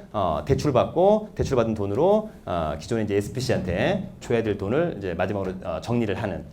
그러면 대출을 받을 때 기존에 남아있던 근저당권 어떻게 할 거냐. 서로 협의하기 나름인 거죠. 만약에 매입자가 저다 그러면 저랑 AMC랑 내가 새로이 대출받을 은행이랑 그래서 은행은 대출해주고 요거 말소하고 은행 1순위로 대출을 받는 이런 시스템 역시 한 번만 하시면 될 것 같고요. 그 다음에 이제 마지막으로 입찰 이행 방식과 사후정상부 계약 방식이 있는데 여러분들이 사후정상부 계약 방식은 만약에 한다라고 한다면 반드시 대형 AMC하고만 사후정상부 계약 방식을 하셔야 돼요. 어설프게 설춘한 AMC 이런 애들이랑 사후정상부 계약 방식을 하면 어떤 문제가 생기냐 이런 문제가 생겨요. 자, 여러분 지금 여기 보시면 자 8억 2천만 원짜리 7억 5천에 계약해요. 그래서 7억 5천에 계약을 했어. 사실 그 대형 AMC가 사후정상부 계약 방식을 선호할 수밖에 없는 이유는 사실은 아무것도 안 해요. 나중에 깔끔하게 정리가 되고 정산만 해서 리턴만 해주면 되는 거거든요. 나머지는 귀찮아. 론세일 막 이렇게 해가지고 계약하고 막 등기해줘야 되지. 채무인수 뭐 서류 해주고 또 안 해주면 또 여러 가지 문제가 있는데 사후정산부 계약 방식, 뭐 입찰이 똑같은 건데 거의 하나로 그냥 정리합니다. 그래서 7억 5천에 제가 매입을 하고 7,500만 원 주고 제가 낙찰을 8억 2천에 받는 거잖아요. 그 다음에 8억 2천의 돈을 제가 다 납부하는 거죠. 다 납부해, 그죠? 그 다음에 요 금액 더하니까 예를 들어서 한 9억이 되는 거야. 근데 내가 7억 5천에 사기로 한 거니까 나중에 1억 5천을 다시 리턴해 줘야 되잖아요. 이게 바로 사후정산부 계약 방식인 거니까. 그런데 대형 AMC들은 어떤 사정이 있든 없든 간에 잘 돌려줘요. 그런데 이제 설춘한 AMC는 제가 이 돈을 받아서 먹고 제가 튀는 거죠. 이런 문제가 발생할 수 있다. 그래서 대형 AMC가 아닌 일반 조그만한 AMC들하고는 가급적이면 사후정산부는 굉장히 위험하다. 리스크가 너무 크다라고 하는 점도 여러분들이 더불어서 좀 알아두시면 좋을 것 같아요. 그 다음에 이제 NPL의 매입 방법 및 장단점이 언급되어 있는데 잠깐 보면 뭐 론세일은 저렇게 낙찰 혹은 배당 가능하다. 근저당권의 명의가 변경된다. 초기 자금 부담이 있지만 질권 대출을 통해서 좀 이렇게 할 수 있다. 채무인수는 채무를 인수하고 잔금은 낙찰받은 후에 지급하고 채무자가 가장 선호하는 방식이에요. 채무인수 방식은 정말 채무자로서는 계약금 내고 입찰할 때 입찰 보증금만 내면 잘하면 소유권을 취득하는 거예요. 굉장히 좀 좋죠. 그런 점에서 좋은데 반대로 보면 AMC 입장에서는 별로 좋은 건 아니죠. 어찌 보면. 그래서 사실은 AMC들이 가장 싫어하는 방식이 채무인수 방식입니다. 그러나 또 아예 안 하는 방식은 아니기 때문에 잘 또 활용을 하면 좋을 것 같다. 그 다음에 이제 입찰이행과 사후정산부 계약 방식. 사실 아까 여러분 론세일 방식으로 NPL이 팔렸는지 안 팔렸는지는 사전에 체크할 수 있다. 사전에 등기부 등본을 떼서 보면 근저당권에 대한 이전, 그 다음에 대법원 경매정보 사이트의 문건 접수 내역을 보면 채권자 변경 신고 이거 팔렸구나 알 수 있는 거예요. 반면에 채무인수 방식은 입찰 전에는 통상 알 수 없습니다. 입찰 끝나고 나서 일주일 안에 채무인수 신고 및 허가 신청서가 들어왔구나. 이 사람이 원래 NPL을 채무인수 방식으로 샀었구나 알 수 있는 거예요. 반면에 입찰이행 방식이나 사후정산부 계약 방식은 전혀 알 수 없다. 전혀 알 수 없는데 그냥 느낌적으로만 알 수 있다. 느낌적으로 어떤 느낌으로 알 수 있느냐. 예전에 문산의 공장하고 그 다음에 일산의 근린주택이 이런 개념이 있었는데 금액이 다릅니다만 그냥 이런 패턴으로 이해할게요. 자 여러분 100억이었는데 80억이었는데 60억, 40억, 20억까지 떨어졌어요. 그런데 이번에 매각기일날 진행을 했는데 89억 원의 낙찰을 받은 사람이 있었고 다른 물건에서는 212억에 낙찰받은 사람이 있어요. 212억에 낙찰을 받았어요. 그죠? 여러분 위에 거는 NPL이에요. 위에 거는 NPL이죠? 위에 건 NPL, 밑에 거는 바보죠. 숫자를 하나 더 쓴 거예요. 숫자를 하나 더 썼다. 네. 오늘 오신 분들이 상당히 좀 떨어진다, 여러분, 그죠? 네. 지금 이렇게 치고 들어오면 딱 답을 알아야 되는데 저 아이가 무슨 말을 하고 있는지 전혀 알지 못한다라고 하는 점. 여러분 잘 보세요, 제발. 네. 100억짜리인데 유찰된 거잖아요. 그런데 20억인데 당연히 한 30억, 40억 써야 될 건데 89억까지 금액이 올라갔잖아요. 이게 이제 지난번 문산의 공장이 이렇게 낙찰된 사례가 있어요. 요건 이제 NPL. 바보가 아니라 잘 산 거고요. 20억인데 밑도 끝도 없이 갑자기 212억 원을 썼어요. 이 사람은 원래는 21억 2천만 원 쓴다는 거를 영 하나를 더 써서 212억을 썼다는 거예요. 이건 NPL이 아니잖아요. 그죠? 그런 개념. 네. 서로 어색하네요, 여러분. 네, 하여튼 그래서 입찰 이행 방식, 사후정산부 계약 방식. NPL에서 이제 여러분들이 또 하나 알아둬야 될 것은 차액 보전 계약. 저희 선배가 예전에 공장을 하나 낙찰을 받는데 차액 보전 계약을 안 써가지고 그냥 차액 보전 계약만 써가지고 작살이 난 케이스가 있어요. 가령 여러분 이게 만약에 그냥 이걸로 예를 들어볼게요. 이게 89억인데 낙찰을 80억 받는데 그냥 계약서에 차액을 보전해 주기로 하는 계약 조항이 그냥 딱 들어간 거예요. 그런데 원래 이분은 한 9억 정도의 원래는 일반 낙찰을 받으려고 했는데 NPL 매도자가 그냥 그럼 29억에 팔 테니까 넌 29억에 사가고 네가 시원하게 써라. 그래서 네가 낙찰을 받아가면 문제 없는 거 아니냐. 오케이 한 거죠. 그런데 2등이 얼마가 따라 들어왔냐면 62억이 따라 들어온 거예요. 2등이 62억 원. 그러면 저는 29억에 사는 게 아니라 내가 1등 했습니다만 2등의 금액까지 보존해 주는 계약이 차익 보전이에요. 그래서 저는 62억에 사는 꼴이 돼버린 거예요.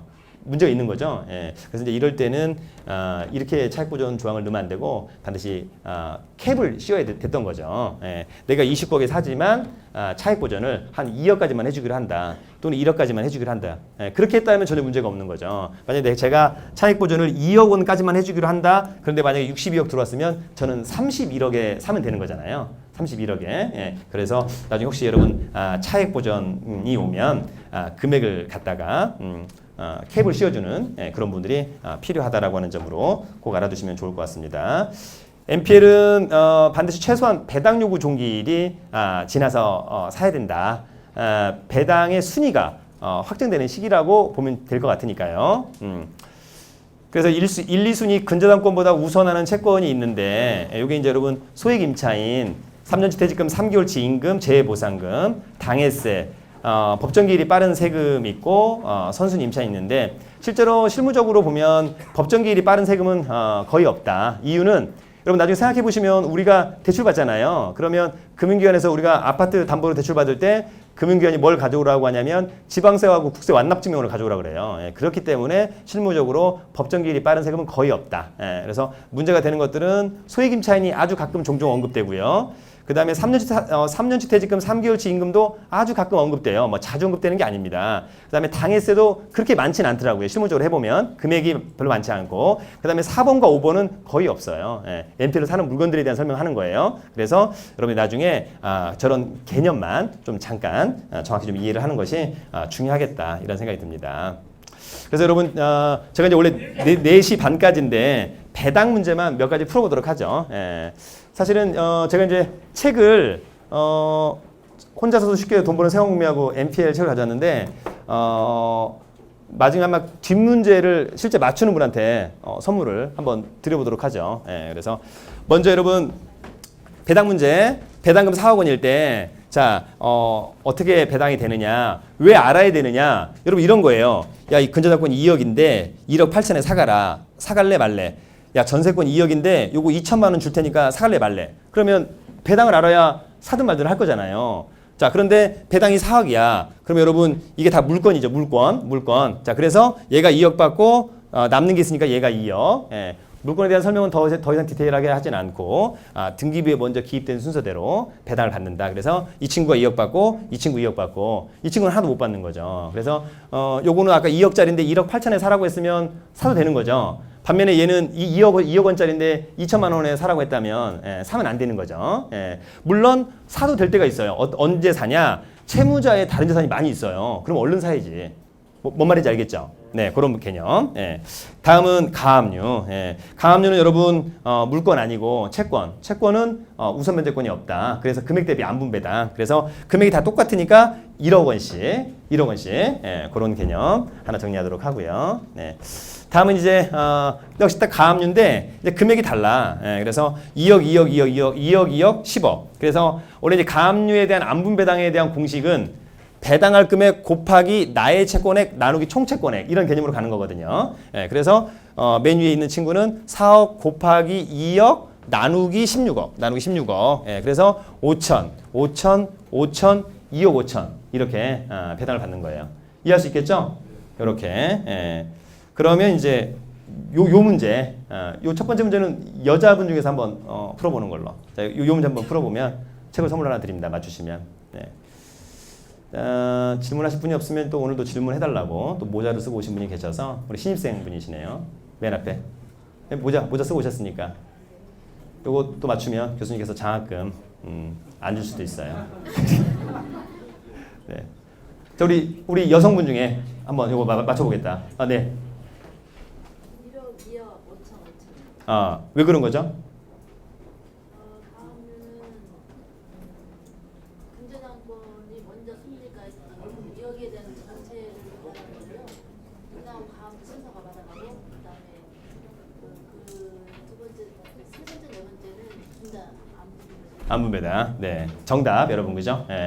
사실은 완벽하게 이해하고 있지는 못하는 것 같은데 그런 어떤 정답을 맞췄어요. 자, 여러분 맨 위에 가압류가 튀어 올라오면 금액 대비 안분배당. 예, 그래서 4억 곱하기 2 나누기 8 하면 4분의 1. 그래서 얘는 1억 받아요. 3억 남았는데 얘는 물건이야. 그래서 2억을 다 받아. 1억 남았는데 다시 가압류가 튀어 올라오면 안분배당 5천 5천. 예, 요 정도의 배당을 할 수 있어야 돼요. 요 정도 배당이 한 10단계 중에 한 5단계 정도. 예, 그래서 꼭 알아둬야 된다. 이제 앞으로 이제 하나씩 배우면 되는 거죠, 여러분. 예. 자, 다음은 임차인이 있어요. 요 문제하고 요 문제를 누가 맞춰보는 걸로 한번 해본다든지. 자, 여러분 맨 위에 임차인이 언급이 되는데 중요한 건 자, 4억 원이잖아요. 맨 위에 임차인 여러분 이제 우선 변제권이 없어요. 확정일자가 없으면 이제 그거 개념을 하나 알아두라는 얘기죠. 그래서 임차인은 확정일자가 없으면 배당을 못 받는구나. 소액 임차인이 아닌 한, 그죠? 예, 그래서 저당권 2억 받고 그 다음에 나머지 2억 받고 못 받고 이런 개념인데 그나마 이제 이 친구는 선순위 임차인인 거니까 특별히 손해는 없는 거예요. 낙찰자가 또 하나 줄 거니까. 예. 그 다음에 요 부분은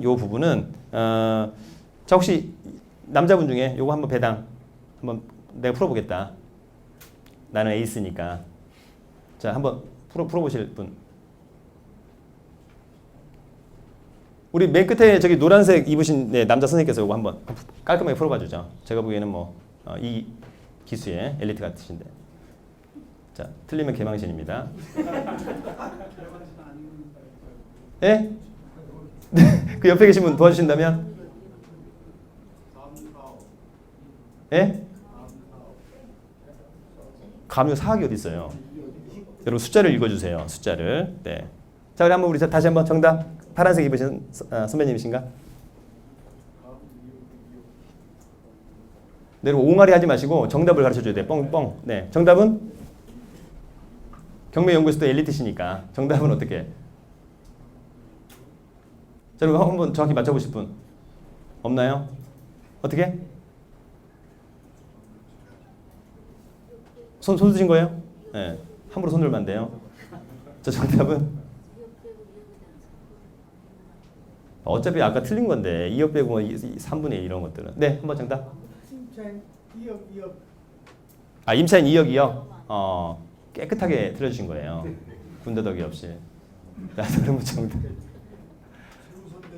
가압류 2억. 네. 첫 번째 2억. 네. 두 번째 세 번째 없고. 이상한 이론이에요. 2억 받고 2억 받고 이렇게. 네. 역시 이것도. 네. 나머지 사람들은 2억으로 인수하는 되겠죠. 1억. 정답 우리 조교님 정답은? 조교님이 이렇게 얘기하시네요. 가압류 2억하고 나머지 2억은 최종 소유자를 줘야 된다고. 정답. 그죠? 뛰어나시다. 우리 민조교님. 그죠? 네. 그래서 정답은 2억 받고 그죠? 예. 나머지 2억 원은 최종 소유자한테 가는 거예요, 여러분. 이 사람들은 배당 받지 못합니다. 세 사람은 배당 받지 못하고 그냥 낙찰자가 떠안을 뿐. 아시겠죠? 배당을 전혀 받을 수가 없어요. 우선 변제권이 없어서.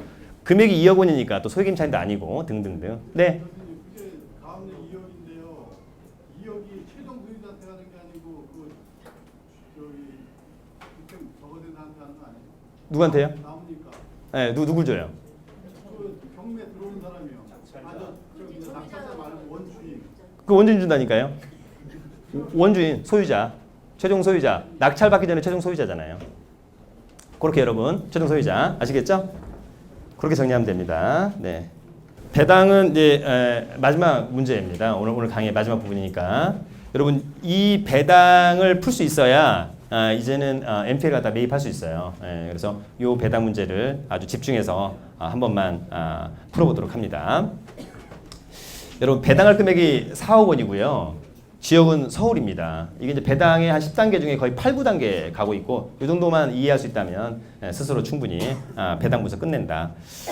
자, 여러분 배당할 금액 4억 원, 지역은 서울. 그럼 먼저 뭘 알아둬야 되냐면 서울의 소액 임차인 보증금이 얼마이냐.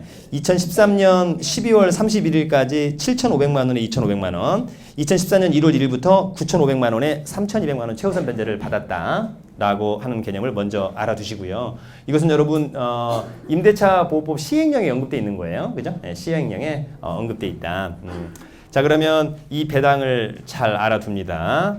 자, 그러면 배당을 어떻게 해야 될 거냐라고 했더니 4억 원인데 먼저 근저당권자가 손을 들어요. 나를 제일 먼저 배당을 해달라. 물건이니까. 그러나 아쉽게도 이 물건보다 최우선 면제를 받아야 되는 소액임차인이 있어요. 예, 그래서 중요한 건 이 근저당권 당시에 소액임차 보증금이 돼야 된다라고 하는 점을 먼저 알아두시고, 그랬더니 7,500만 원일 때 2,500만 원까지 최우선 면제를 받는 거죠. 그래서 요 사람은 소액임차인이 안 되고, 이 사람도 소액임차인이 안 되고, 이 사람이 소액임차인이 되는 거죠. 이 사람. 예, 그래서 이 사람을 먼저 2,500만 원 줘요. 이 사람을 먼저 2,500만 원 준다.